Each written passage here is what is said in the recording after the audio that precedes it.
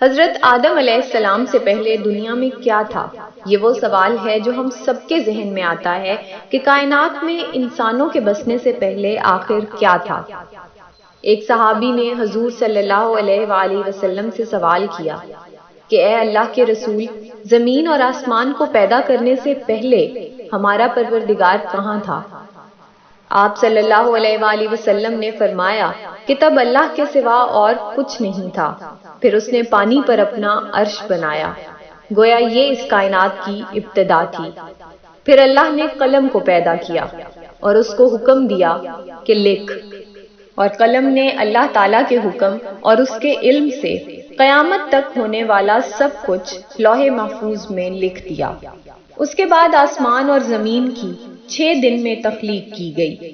یمن سے آئے ہوئے ایک وفد نے حضور صلی اللہ علیہ وآلہ وسلم سے کہا کہ ہم آپ سے دین کی سمجھ اور قلم کی ابتدا جاننے کے لیے آئے ہیں۔ تو آپ صلی اللہ علیہ وآلہ وسلم نے فرمایا، جس کا مفہوم یہ ہے کہ سب سے پہلے صرف اللہ تھا، اس کا عرش پانی پر تھا، پھر اس نے قلم پیدا کیا، اس قلم نے لوح محفوظ پر قیامت تک ہونے والے تمام واقعات لکھ دیے، پھر آسمان اور زمین کو پیدا کیا گیا۔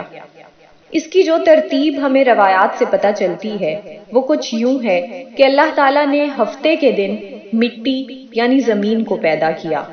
جب اللہ نے زمین بنائی تو وہ کانپنے لگی۔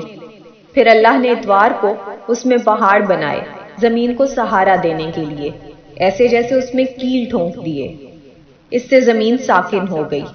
پیر کے دن اس میں درخت اگائے، منگل کے دن تکالیف، مصیبتیں، جراثیم اور بیماریاں بنائیں۔ بدھ کے دن نور کو پیدا فرمایا، جمعرات کو زمین میں چوپائے بنائے اور انہیں زمین پر پھیلا دیا، اور پھر جمعے کے دن کی آخری گھڑیوں میں یعنی عصر کے بعد آدم علیہ السلام کو پیدا فرمایا۔ گویا اللہ تعالیٰ نے انسان کی پیدائش سے پہلے اس کی آسائشوں کے لیے زمین اور اس پر ضرورت کی تمام اشیاء پیدا فرما دی تھیں، یعنی مخلوق کی ابتدا میں آخری نمبر پر انسان کو پیدا کیا گیا، اور نسل انسانی میں سب سے پہلی تخلیق حضرت آدم علیہ السلام کی تھی۔ وہ تمام انسانوں کے باپ ہیں۔ انسانوں کی پیدائش سے پہلے فرشتوں اور جنوں کی تخلیق بھی ہو چکی تھی۔ فرشتے اللہ تعالیٰ کی وہ مخلوق ہیں جن کا اصل ٹھکانہ آسمان ہے اور وہ زمین والوں کے لیے استغفار کرتے ہیں۔ فرشتوں کو نور سے پیدا کیا گیا، جبکہ جنوں کی پیدائش آگ سے کی گئی، اور انسانوں کی تخلیق مٹی سے ہوئی۔ ابلیس جو کہ شیطان تھا وہ بھی فرشتوں میں سے نہیں بلکہ جنوں میں سے تھا، اور اس کی تخلیق بھی آگ سے کی گئی۔ کچھ روایات سے پتہ چلتا ہے کہ آدم علیہ السلام سے 2000 سال پہلے جنات پیدا کیے گئے، اور جب وہ فتنہ فساد میں حد سے آگے بڑھ گئے تو اللہ تعالیٰ نے ان کی طرف فرشتوں کا ایک لشکر بھیجا۔ ان میں خوب مارکا آرائی ہوئی، اور اس میں فرشتوں نے جنوں کو تہس نہس کر دیا، اور وہ سمندروں کے جزیروں میں پناہ لینے پر مجبور ہو گئے، اور آج تک ان کے رہنے کی جگہ یہی جزیرے ہیں۔ ابلیس یعنی شیطان جو کہ جنات کا سردار ہے، اس کا ایک تخت ہے، اور وہ تخت پانی پر ہے۔ ابلیس کا اصل نام عزازیل تھا، اور اس کے نافرمانی کے بعد اسے ابلیس کا نام دیا گیا۔ ابلیس کا وہ تخت حقیقتاً کس جگہ پر ہے یہ ہم نہیں جانتے۔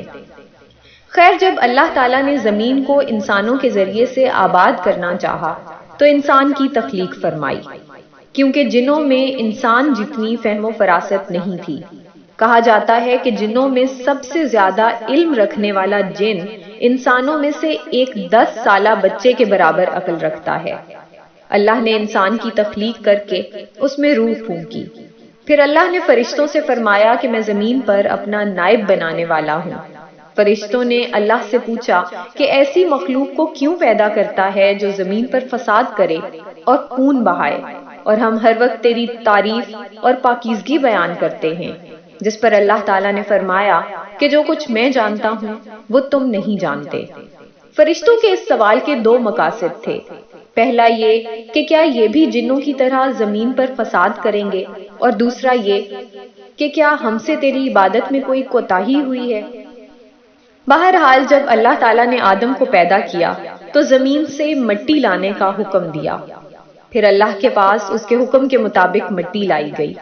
وہ مٹی اللہ تعالیٰ نے پوری زمین سے اٹھوائی تھی۔ یہی وجہ ہے کہ آدم کی اولاد زمین کے رنگ کے مطابق ہی ظاہر ہوئی، بعض سرخ، بعض سفید، بعض سیاہ اور بعض اس کے درمیان۔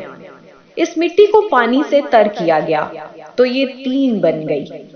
قرآن مجید میں بعض جگہ انسان کی تخلیق کے لیے تراب کا لفظ آیا ہے، یعنی کہ خشک مٹی، اور بعض دفعہ طین کا لفظ آیا ہے جو کہ بھیگی ہوئی یا تر مٹی کو کہتے ہیں۔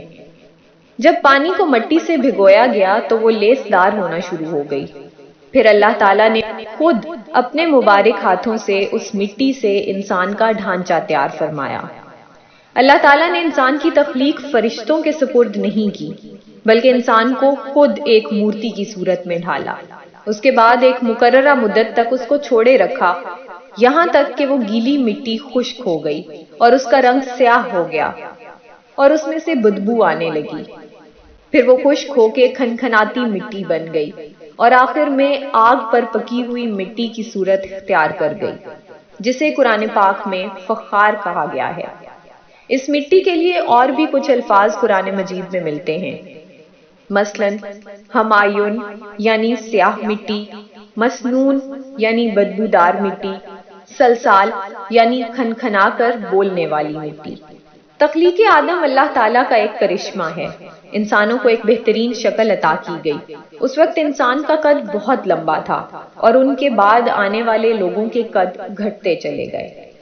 انسانوں میں سب سے لمبا قد حضرت آدم علیہ السلام کا تھا۔ ایک روایت میں حضرت آدم علیہ السلام کا قد 60 ہاتھ یعنی 60 میٹر بیان کیا گیا ہے۔ بہرحال جب اللہ تعالیٰ نے انسان کا ڈھانچہ بنا کر اسے خشک ہونے کے لیے ایک مقررہ مدت تک چھوڑے رکھا تو ابلیس یعنی شیطان اس کے ارد گرد چکر کاٹنے لگا۔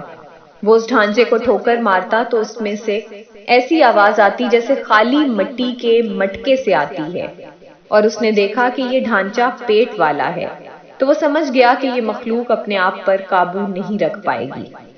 آدم علیہ السلام میں روح ڈالنے سے پہلے فرشتوں کا گزر اس ڈھانچے کے پاس سے ہوا تو وہ گھبرا گئے، اور ابلیس بھی ڈھانچے کے آس پاس سے گزرتا تو ٹھوکر مار کر کہتا کہ تجھے کسی خاص مقصد کے لیے پیدا کیا گیا ہے۔ یہ کہہ کر وہ اس کے منہ کے راستے اس میں داخل ہو جاتا اور کمر کے راستے باہر آ جاتا، اور پھر اس نے فرشتوں سے کہا کہ اس سے گھبرانے کی کوئی ضرورت نہیں ہے، اگر مجھے اس پر مسلط کیا گیا تو میں اسے ہلاکت میں ڈال دوں گا، اور اگر اسے مجھ پر مسلط کیا گیا تو میں یقیناً اس کی نافرمانی کروں گا۔ یعنی ابھی آدم علیہ السلام میں اللہ تعالیٰ نے روح بھی نہیں پھونکی تھی، تب سے ابلیس کی انسان سے عداوت اور دشمنی واضح تھی۔ پھر اللہ تعالیٰ نے آدم علیہ السلام میں اپنی روح پھونکی۔ جیسے ہی روح اس مجسمے میں سر کی طرف سے داخل کی گئی تو آدم علیہ السلام کو چھینک آ گئی۔ فرشتوں نے آدم علیہ السلام سے کہا کہ الحمدللہ کہیے۔ انہوں نے کہہ دیا۔ اللہ تعالیٰ کی اس تعریف کے جواب میں اللہ تعالیٰ نے فرمایا کہ تجھ پر تیرا رب رحم فرمائے۔ جب روح ان کی آنکھوں میں داخل ہوئی اور ان کی آنکھوں نے جنت کے پھلوں کو دیکھا تو غور و فکر کرنے لگے۔ پھر روح پیٹ میں داخل ہوئی تو کھانے کی طلب ہوئی، یعنی روح ابھی ٹانگوں تک نہیں پہنچی تھی اور کھانے کی خواہش محسوس ہونے لگی۔ جب آدم علیہ السلام میں روح پھونک دی گئی تو اللہ تعالیٰ نے ان کی پشت مبارک پر ہاتھ پھیرا، جس سے قیامت تک کے آنے والے تمام انسان باہر آ گئے۔ آدم علیہ السلام کی تمام اولاد ان کے سامنے ظاہر ہو گئی۔ یہ بات قرآن اور احادیث سے بھی واضح ہے۔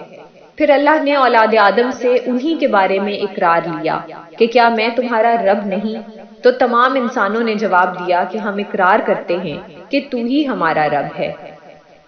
اللہ تعالیٰ نے آدم علیہ السلام میں اپنی روح پھونک کر فرشتوں اور جنوں سے انسان کو سجدہ کرنے کا حکم دیا۔ ابلیس کے علاوہ سب نے آدم علیہ السلام کو سجدہ کیا۔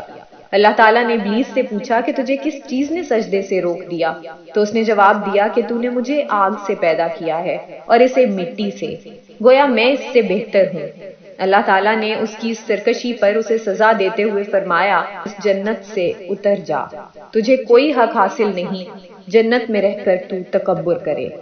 ابلیس نے جواب میں کہا کہ مجھے قیامت تک مہلت دے دیجئے، یعنی کہ اتنی لمبی عمر دے دیجئے کہ قیامت تک مجھے موت نہ آئے، جبکہ تمام انسانوں کو دوبارہ زندہ کیا جائے گا۔ اللہ تعالیٰ نے فرمایا کہ تجھے ایک وقت مقررہ تک مہلت دے دی گئی۔ پھر ابلیس نے کہا کہ میں قسم کھاتا ہوں کہ میں انسانوں کی گمراہی کے لیے تیرے سیدھے راستے پر بیٹھ جاؤں گا، پھر میں ان کے آگے سے، پیچھے سے، دائیں سے اور بائیں سے ان کے پاس آؤں گا، اور تو انہیں شکر گزار ہرگز نہیں پائے گا سوائے ان کے جو تیرے مخلص بندے ہوں گے، اور وہ میرے بہکاوے میں نہیں آئیں گے۔ اللہ نے اسے ذلیل و خوار کر کے وہاں سے نکال دیا اور فرمایا کہ ان میں سے جو شخص بھی تیرا حکم مانے گا میں ایسے تمام لوگوں سے جہنم کو بھر دوں گا، اور میرے بندوں پر تیرا کوئی غلبہ نہیں ہوگا۔ اس طرح یہ واضح ہوا کہ سب سے پہلا گناہ تکبر تھا، اس لیے علماء کرام کے مطابق تمام گناہوں کی جڑ تکبر ہے۔ اللہ نے آدم علیہ السلام کو جاہل نہیں بلکہ علم والا پیدا کیا تھا۔ جب اللہ نے آدم علیہ السلام میں مکمل روح ڈال دی تو وہ اپنے پیروں پر کھڑے ہو گئے، تو اللہ نے انہیں حکم دیا کہ جاؤ فرشتوں کی جماعت کو السلام علیکم کہو۔ آدم علیہ السلام کے سلام کے جواب میں انہوں نے وعلیکم السلام ورحمۃ اللہ کہا۔ اللہ تعالیٰ نے فرمایا کہ یہ تیرا اور تیری اولاد کا آپس میں ایک دوسرے کو تحفہ اور ہدیہ ہے۔ اللہ تعالیٰ نے آدم علیہ السلام کو ابتدا میں ہی تمام نام سکھا دیے۔ وہ اللہ تعالیٰ کے حکم سے آسمان اور زمین کی ہر چیز کا نام اور ان کا استعمال جانتے تھے۔ اللہ تعالیٰ نے ان تمام چیزوں کا نام جب فرشتوں سے پوچھا تو وہ ان چیزوں کے نام نہیں جانتے تھے۔ پھر آدم علیہ السلام نے ان تمام چیزوں کے نام بتائے۔ تب اللہ تعالیٰ نے فرشتوں سے فرمایا کہ کیا میں نے تمہیں نہیں کہا تھا کہ میں وہ جانتا ہوں جو تم نہیں جانتے؟ پھر ایک روز جب حضرت آدم علیہ السلام سو رہے تھے تو اللہ تعالیٰ نے ان کی بائیں پسلی سے اماں حوا کو پیدا فرمایا اور انہیں حضرت آدم علیہ السلام کا ہمسفر بنایا۔ جب آدم علیہ السلام بیدار ہوئے تو انہوں نے حوا کو پاس بیٹھے دیکھا۔ انہوں نے پوچھا کہ تم کون ہو؟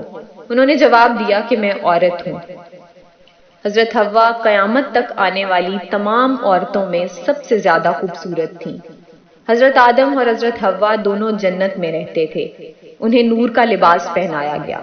جب ابلیس نے انہیں گمراہ کرنا شروع کر دیا اور اللہ تعالیٰ نے جس درخت کے پاس جانے سے انہیں منع کیا تھا، شیطان نے انہیں وہی کھانے پر مجبور کر دیا اور اس پر جھوٹی قسمیں بھی کھائیں۔ انہوں نے اس درخت سے کھا لیا اور اللہ تعالیٰ کی نافرمانی کے مرتکب ہوئے۔ اللہ تعالیٰ نے ان سے نور کا وہ لباس لے لیا اور وہ برہنہ ہو گئے۔ وہ اس درخت کے پتوں سے اپنے آپ کو ڈھانپنے لگے، لیکن اس گناہ کے بعد غرور و تکبر کی جگہ وہ اللہ تعالیٰ سے معافی مانگنے لگے اور اس کی مغفرت کے طلبگار ہوئے۔ اس سے یہ بتایا گیا کہ خطا انسان کی فطرت کا حصہ ہے، کیونکہ وہ فرشتوں کی طرح معصوم نہیں ہیں۔ پھر اللہ تعالیٰ نے انہیں جنت سے نکل جانے کا حکم دیا اور فرمایا کہ تمام زمین پر رہو اور تم ایک دوسرے کے دشمن ہوگے۔ پھر وہ دونوں زمین پر اترے اور انہی کے ساتھ ابلیس بھی زمین پر اترا۔ حضرت آدم اور حضرت حوا نے اپنے رب سے معافی کے کلمات سیکھے۔ ایک روایت کے مطابق حضرت آدم کو ہند میں جبکہ حضرت حوا کو جدہ میں اتارا گیا۔ پھر وہ ایک دوسرے کو ڈھونڈنے لگے اور آخر کار میدان عرفات میں ان کی ملاقات ہوئی۔ حضرت حوا نے 20 ولادتوں میں 40 بچوں کو جنم دیا۔ ہر ولادت میں ایک لڑکا اور ایک لڑکی پیدا ہوتی تھی۔ سب سے پہلا جوڑا قابیل اور ان کی بہن کمین کا تھا، اور اس طرح زمین پر نسل انسانی کی افزائش شروع ہو گئی۔ مزید معلومات کے لیے ہمارے چینل کو سبسکرائب کیجیے۔